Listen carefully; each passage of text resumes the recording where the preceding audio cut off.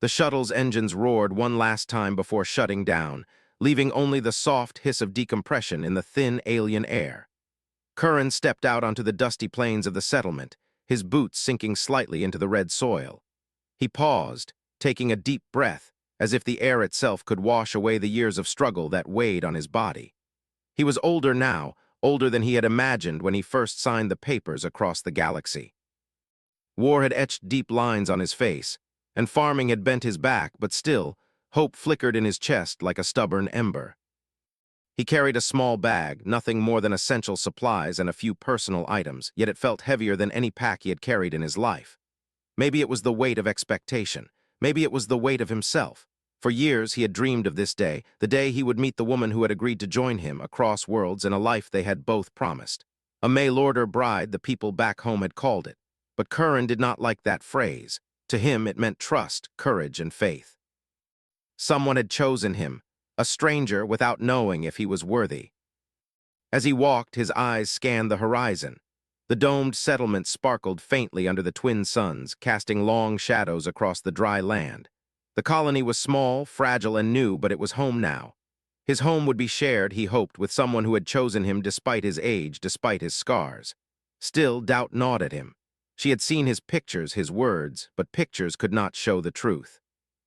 Pictures could not show the tremor in his hands after a day of work, or the stiffness in his joints that made simple movements feel like triumphs. "She's going to be disappointed," he whispered to himself, almost afraid to say it out loud. The shuttle's ramp shuddered beneath his feet as he approached the edge of the settlement. There, standing tall despite the harsh sun, was a figure. She was the first thing he had seen in months, the image from his dreams made real. Her eyes were wide and bright, filled with curiosity and something else he couldn't name, hope perhaps. Her hair flowed lightly in the warm breeze, and the light caught it in a halo that made him blink twice. She looked more beautiful than any picture, more alive than any hologram. Curran's throat tightened. He wanted to smile, to run toward her and take her hands, to tell her that it would all be okay. But instead, he froze. His mind filled with the memory of every battle he had survived, every day of labor in the fields that had cracked his hands and stiffened his back. How could he tell her that beneath this skin was a body broken by war and farming, a face lined with years of struggle, and a soul that feared he might not be enough? Finally, she took a step forward, her smile open and warm. "Curran," she said, her voice trembling slightly, "it's really you." He forced a smile, though it felt weak and tired. "Yes," he said, trying to keep his voice steady, but the words he had feared would escape tumbled out instead. I should warn you," he said, swallowing hard. "War and farming, they've ruined me. I'm not what you expected." She blinked, and for a moment silence stretched between them like a thin wire. Then slowly she laughed. It was soft, gentle, but uncertain. "You are real," she said, stepping closer. "That is more than enough for me." Curran's chest tightened, but not in relief. No, there was still that little voice inside, whispering that reality was heavier than words, that beauty was more than being real. He could feel the hesitation in her gaze, a flicker of doubt. And in that instant, every scar on his hands, every line on his face, every bend in his back seemed louder, harsher. He wondered if she could truly see past it, or if in the quiet moments she would regret choosing him. The sun dipped lower in the sky, casting long shadows across the red plains. Curran and his bride stood together, two strangers linked by a fragile promise, facing a future neither fully understood. He wanted to tell her so many things, apologize for the years he had lost, the body he had battered, the soul he had weathered. But for now he only stood silent as the wind carried the dust around them, and he wondered if hope could survive the truth. And deep inside he felt it, the ember still burning, small but fierce. Maybe, just maybe, it would be enough. The sun dipped closer to the horizon, painting the sky in streaks of orange and red. Curran stood awkwardly near the edge of the settlement, unsure of what to do next. He had rehearsed this moment for months in his mind, imagined every greeting, every word, every smile, but reality was different. Standing before him was not a picture on a screen, not a hologram. It was a living, breathing woman. And for the first time, Curran felt the sharp sting of his own inadequacy. Her steps were light and confident as she approached. She did not flinch at his scars, at the roughness of his hands, or the way his shoulders slumped slightly under the weight of years. Instead, she smiled openly, and it made Curran's heart twist. The warmth in her gaze was honest, but he could not shake the thought that it might fade when she looked closer. "I've waited so long for this," she said, her voice soft but steady. She stopped a few feet away, studying him carefully. "I hoped you'd be kind, strong, human." Curran swallowed hard. He wanted to tell her the truth, but the words caught in his throat. I am human," he said finally, forcing a smile that felt unnatural. "But I am also old and tired. War and farming, they have taken more than I can show you." Her smile faltered just slightly, and he panicked. "I'm sorry," he said, voice low, almost a whisper. "I know you expected someone different, someone better. My hands are scarred, my body is weak, my face." "Stop!" Her voice was gentle but firm. She took a step closer, bridging the distance between them. "Curran, look at me. You are here. You are real. That is all I need." Curran's chest ached. He wanted to believe her, but every scar, every line, every mark on his body screamed a different story. A story of battles survived, of fields tilled under scorching suns, of nights spent alone with nothing but memories and regret. Could she truly see past all that? Could she love the man who had been broken by life itself? She extended her hand. "Come with me," she said. "There's so much to show you, so much to share. We can start now." Curran hesitated. His mind raced with doubt, but her warmth was irresistible. He took her hand, feeling the softness of her skin against his calloused fingers. For a moment, the weight of fear lifted, replaced by a fragile hope. They walked together through the settlement. The small community was bustling with activity, colonists repairing machinery, children laughing in the dusty streets, robots carrying supplies between the domes. Curran noticed the way she observed everything with curiosity, her eyes lighting up at the smallest wonders. He realized that this woman, whom he had feared would reject him, was already trying to see the world through his eyes, to understand the life he had lived. At a small communal garden, she stopped. "Do you grow this?" she asked, pointing at the carefully arranged plants. Curran nodded, explaining how he had coaxed life from the harsh soil, how he had learned patience from the land, and how he had battled storms and droughts to feed the colony. She listened, rapt, as if every word mattered, and for the first time, Curran felt a flicker of pride. Perhaps his life, rough and battered as it was, had value beyond what he imagined. As they walked further, she laughed at a small robot that tripped over a loose wire. The sound was bright, musical, and it made Curran smile without realizing it. It was the first real smile he had given that day, the first one that felt genuine. He realized that despite his fears, despite the scars, despite the years of struggle, this woman was choosing to see him for more than just his body or his age. She was choosing his spirit, his resilience, his humanity. Night fell, painting the sky with stars unfamiliar to Earth eyes. They stopped on a small hill overlooking the settlement. The twin moons reflected in her eyes, and Curran felt an ache deep in his chest. He wanted to tell her everything, about the battles, about the loneliness, about the fear that he was too broken to deserve happiness. But for now, words were unnecessary. She had already begun to understand, already begun to accept, and perhaps already begun to love. Curran looked at her, truly looked, and for the first time in years he felt a spark of something he thought had long died. Hope. Maybe this life, harsh and unexpected, could still be beautiful. Maybe, just maybe, he could be loved for all that he was, scars and all. And as the night breeze whispered across the plains, he held her hand a little tighter, silently promising that he would try to be worthy of her trust, to be worthy of this fragile, extraordinary chance at life and love. The night air was cool and silent, broken only by the soft hum of the settlement's energy grid and the distant cries of alien creatures. Curran and his bride sat near a small fire, the warm glow reflecting on their faces. He watched her, the way her eyes followed the flickering flames, the way her lips curled slightly when she smiled. He wanted to reach out to take her hand, but the weight of his own shame pressed him down. For days he had held back the truth, letting his fear of rejection remain unspoken. But tonight he could no longer hide behind polite conversation or small smiles. Tonight he had to tell her. He drew a shaky breath. "There is something you should know," he began, voice barely above a whisper. She turned to him, eyes wide, curious and patient. "What is it?" she asked softly, waiting, giving him space to speak. "I fought in wars," he said, his voice tight with memories. "I have seen things no one should ever see. I have taken lives and I have lost friends. The weight of it does not leave you, it stays. It follows you every day.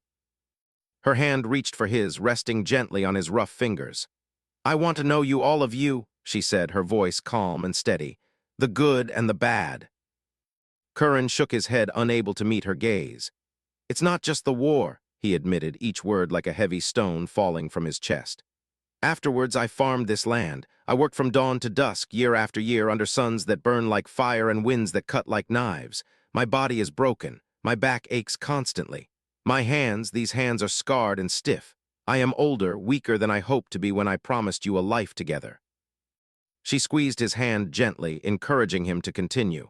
He could see the trust in her eyes, the willingness to accept him even with all his flaws, and it both terrified and comforted him. I thought I could be someone worthy of you, but now I fear I have failed even before we truly began.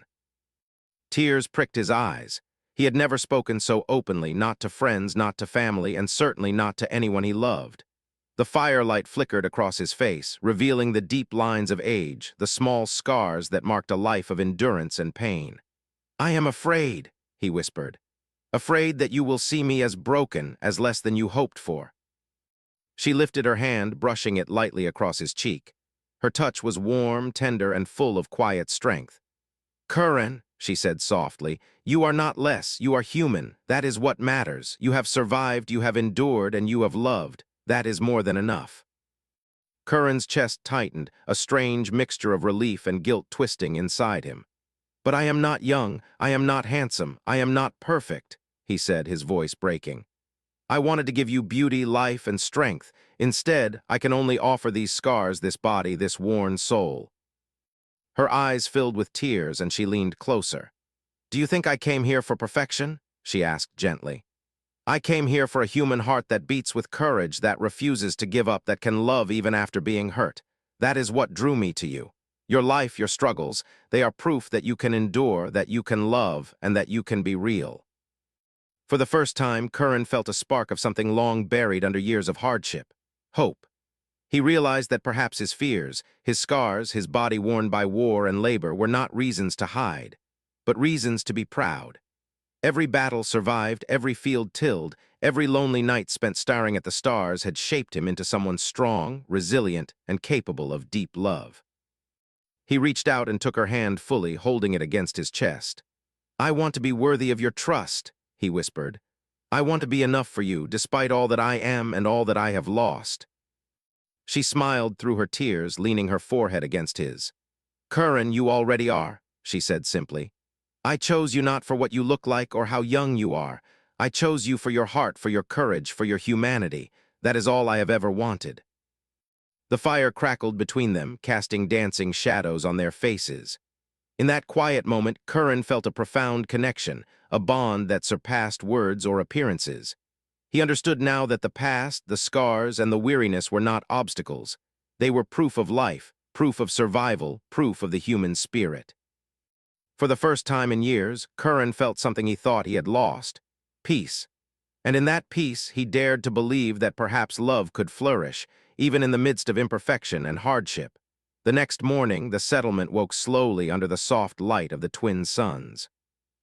Curran walked beside her, pointing out the different parts of the colony. The solar arrays that hummed with quiet energy, the domes where colonists tended to their tasks, and the small garden where he had grown the colony's first crops. She listened intently, eyes wide with curiosity, asking questions and laughing when he told small, honest stories about the struggles of life here. For Curran, this was a new experience. He had spent so many years surviving, always focused on the next challenge, the next battle, the next harvest. He had never allowed himself to slow down, to watch, to simply be. Yet now, with her beside him, he began to see life through a different lens. The way she noticed small details, the crooked fence, the flower that bloomed despite the dry soil, the way a robot stumbled but kept going, made him see the settlement differently. It was alive, fragile but beautiful, just like her.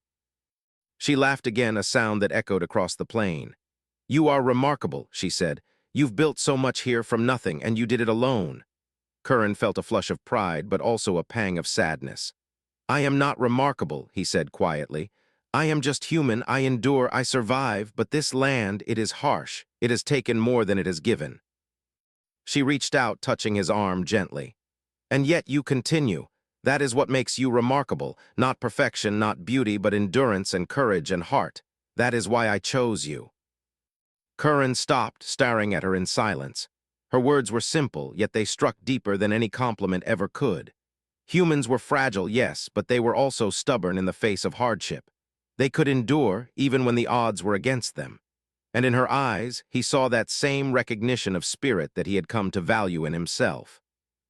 They walked to a small workshop where colonists were repairing broken machinery. Curran knelt beside a generator, showing her how to tighten bolts and adjust the wiring. She watched carefully, imitating his movements, asking questions. When she made a mistake, he chuckled softly and corrected her gently. He realized in that moment how human connection could be simple yet profound. Teaching, learning, laughing, sharing small victories together. Later, as they returned to the edge of the settlement, a sudden gust of wind blew across the plains, carrying dust and debris. Curran instinctively shielded her, stepping in front to block the wind. She looked at him, startled, and he realized how automatic his protective instincts had become. "You are always fighting," she said, half amused, half concerned. "Even for me." "I suppose it's human nature," he replied, smiling faintly. "To protect, to endure, to fight for what matters." They stood together for a moment, watching the sun climb higher, casting long shadows across the colony. Curran felt a quiet pride, not for himself, but for the life he had built, the struggles he had survived, and now for the bond growing between them. This woman who could have chosen perfection had chosen him, and she saw beyond the scars, beyond the weariness, beyond the age that haunted his mind. As the day progressed, Curran noticed small things about her that he hadn't before. The way her eyes lit up at every new discovery, the way she laughed freely, and the way she seemed to accept his imperfections without question. He realized that love, perhaps, was not about beauty or youth, but about seeing someone fully, flaws and all, and choosing to stay. That evening, as they sat on a small ridge overlooking the settlement, Curran spoke softly. "I have lived so long thinking my scars made me weak, my age made me less. But now I see that perhaps they are proof. Proof that humans endure, that we fight, that we survive even when the world is against us." She leaned against his shoulder, her hand brushing lightly across his arm. "Yes," she said simply, "and that is why you are worthy, not despite your scars and your age, but because of them. That is the heart of humanity." Curran closed his eyes, breathing in the alien air, feeling for the first time that he could belong somewhere with someone, despite everything he had been through. He had fought battles, tilled the soil, and endured loneliness. But now he understood that true strength lay not just in surviving, but in letting someone in trusting, in allowing love to grow. And for the first time in years, Curran felt light, almost free. He knew the journey ahead would not be easy, that hardships would continue, but he also knew something more important. He was no longer alone, and for the first time he had someone who truly believed in him. The next few days passed in a delicate rhythm. Curran worked in the fields, tending to the dry soil, repairing tools, and checking the settlement's energy systems. She followed him quietly, asking questions, helping when she could, and sometimes just watching him with a small, hopeful smile. Yet beneath the growing warmth between them, a shadow lingered, Curran's doubt. One evening, the twin moons rose high in the sky, casting silver light across the red plains. They sat on a small hill overlooking the settlement, the wind carrying faint sounds of the colonists' evening routines. She stared up at the moons, her expression thoughtful, almost melancholic. "I worry sometimes," she said softly, breaking the silence. Curran turned to her, curious, sensing the weight behind her words. "I worry that I made a mistake, that one day you might see only my youth, my beauty, and wish for someone else, that you might regret choosing me." Curran felt his chest tighten. His own fear, long buried beneath years of hardship, rose to meet her words. "I have seen your world even from afar," he said quietly. "You could have chosen anyone, someone young, strong, perfect, but instead you chose me. And I am not that man anymore. I am scarred, tired, older than I hoped to be. How can I ever live up to what you dreamed of?" She turned to him, eyes wide and filled with honesty. "Curran," she whispered, placing her hand on his arm, "do you think I chose perfection? Do you think I care about what you look like or how young you are? I chose you for something deeper, for your spirit, for the way you endure, for the heart that refuses to give up even when life is harsh. He looked down, unable to meet her gaze. But my body is broken, he admitted, voice low. My hands are scarred, my back aches, my face is lined with years of war and labor. I am not the man you thought you were marrying. I am diminished. I fear that one day you will see that too. She shook her head gently, her grip firm and reassuring. Curran, the man I see is more than enough. You have faced battles I cannot imagine. You have tilled fields where nothing should grow. You have survived when survival seemed impossible. That is what makes you worthy. That is what makes you human, and that is what drew me to you. Curran's throat tightened. Her words were kind, yet the echo of doubt still lingered inside him. He had spent his life believing that endurance alone was not enough, that one must also be strong, young, and perfect to deserve happiness. And now, faced with her unwavering trust, he wondered if he could ever believe in himself the way she believed in him. The wind blew across the hill, lifting strands of her hair and brushing against his face. He could feel her warmth, her patience, her quiet confidence in him. And yet the fear of failure gnawed at his heart. What if she was wrong? What if his scars, his age, his weariness became unbearable one day? What if he could not protect her, could not provide, could not be the man she deserved? She leaned closer, resting her head against his shoulder. You worry too much, she said softly, almost teasingly. I do not need a perfect man, Curran. I need a man who cares, who fights, who loves. That is already who you are. Her words were gentle, but they were also a challenge, a reminder that doubt alone could not define him. He realized that the greatest battles were not fought with tools or weapons, but with the mind, with the courage to face fear and insecurity and still choose to believe.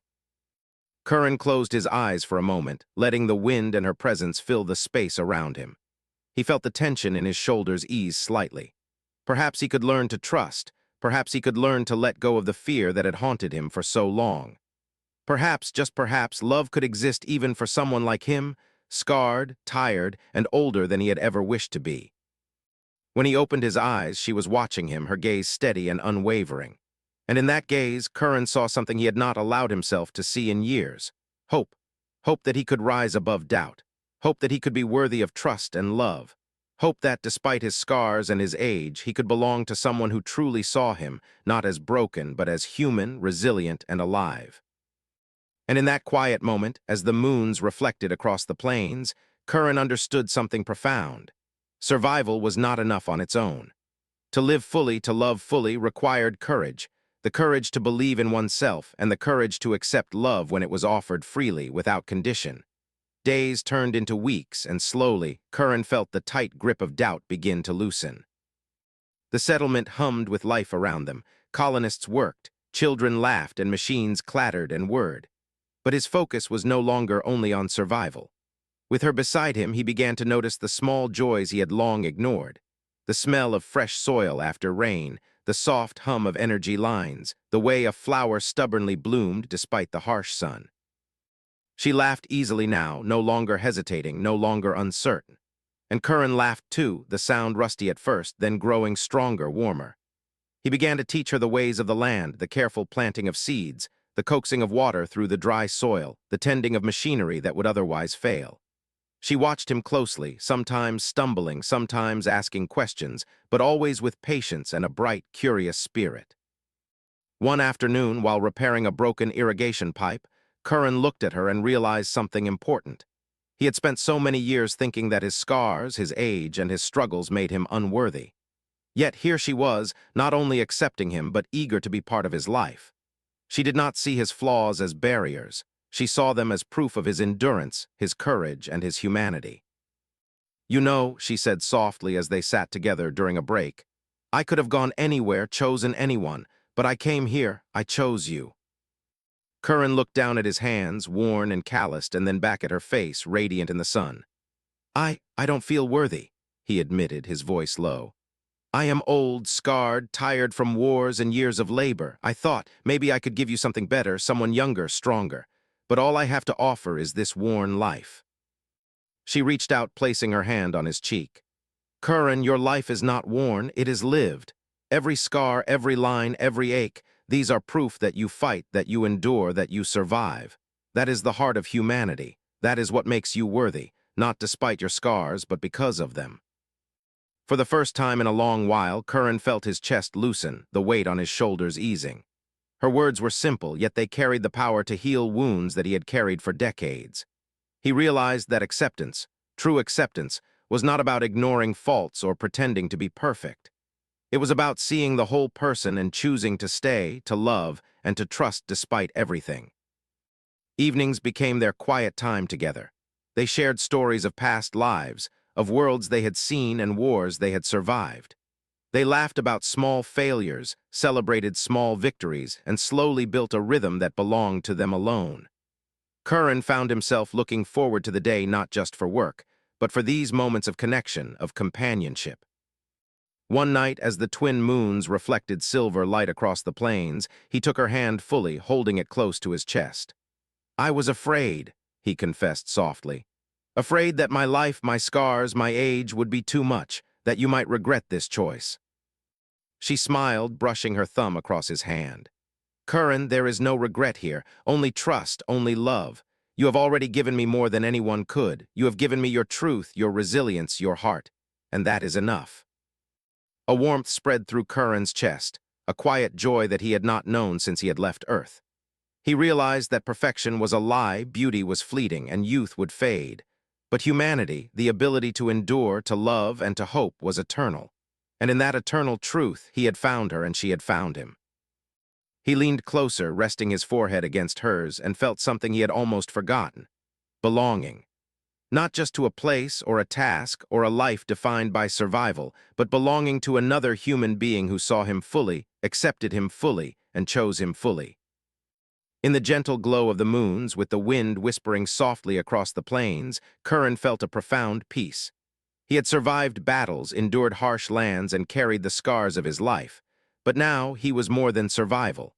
He was love, acceptance, and trust. He was human and he was whole. And as they sat together, hand in hand, he understood something fundamental. Life could be harsh, and the world could break you. But love, trust, and acceptance could heal even the deepest wounds. The first rain of the season fell softly over the red plains, turning dust into mud and bringing the sweet scent of wet earth. Curran and his bride stood together near the edge of the settlement, watching the droplets dance across the fields he had worked for years.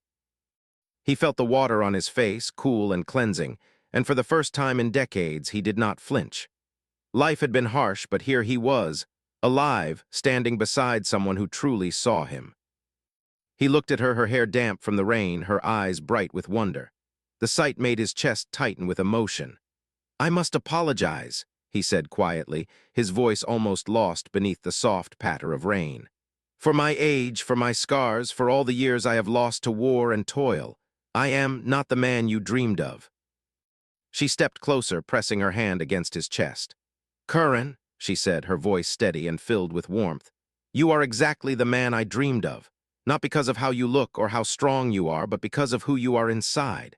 Every scar, every line, every ache, it tells me that you have endured, that you have loved, that you have survived. That is more than anyone could ever ask for." Curran's throat tightened and he swallowed hard. He had lived a life of battle and labor, of solitude and hardship, and he had carried the fear that no one could truly accept him. But now, in the gentle glow of the rain and her unwavering gaze, he felt that fear dissolve. All his doubts, all his insecurities, all the weight of his past seemed to lift from his shoulders. She reached up, brushing the rain from his face with her fingers, tracing the lines etched by years of struggle. "Do you see?" she whispered. "I love you not despite your scars, but because of them. Your life, your endurance, your humanity, that is what makes you extraordinary. That is what makes you mine." Curran felt tears mix with the rain on his face. He had fought countless battles and survived endless hardships, but no victory had ever felt as complete as this one. The victory of being seen, truly seen, and still chosen. He leaned down, resting his forehead against hers, and felt her breath mingle with his, steady and real. "Love," he whispered, "I never imagined that someone could accept me, all of me, even after everything. I feared my scars would make me unworthy, but now I understand. Humanity is not about perfection. It is about endurance, courage, and the heart to keep going, and I see it reflected in you." She smiled, her hands holding his face, grounding him in the present. And I see it in you, Curran. Every scar, every ache, every story, you are human. You are alive. You are everything I hoped for and more. Together, we will build a life here in this harsh world with love and trust guiding us. The rain intensified, falling in gentle sheets, washing the red plains and soaking them both. Curran laughed, a sound full of release, relief, and joy. He pulled her close, holding her tightly, feeling her warmth against his own. For the first time, he allowed himself to believe in the life they could share, the simple joys, the shared struggles, the moments of laughter and tenderness. He realized then that beauty fades, youth withers, and perfection is an illusion. But the human spirit, the will to endure and to love, is eternal. And in that eternal truth, he had found her and she had found him. As the rain fell around them, they stood together, two imperfect humans in a vast, unforgiving world, yet stronger because they were together. The fields would grow, the colony would thrive, and their hearts would heal and flourish. Curran understood now that life's hardships were not barriers. They were proof that he could survive, endure, and love fully. With a quiet smile, he whispered into the rain, "Thank you for seeing me, for choosing me, for loving me." She pressed her lips to his cheek, warm against the rain, and said, "Thank you for surviving, for being human, for being you." And in that moment, the plains around them seemed to sigh in harmony with their hearts. Life was harsh, yes, but together they had found something stronger than fear, stronger than doubt, stronger than time itself. Trust, love, and the enduring strength of humanity.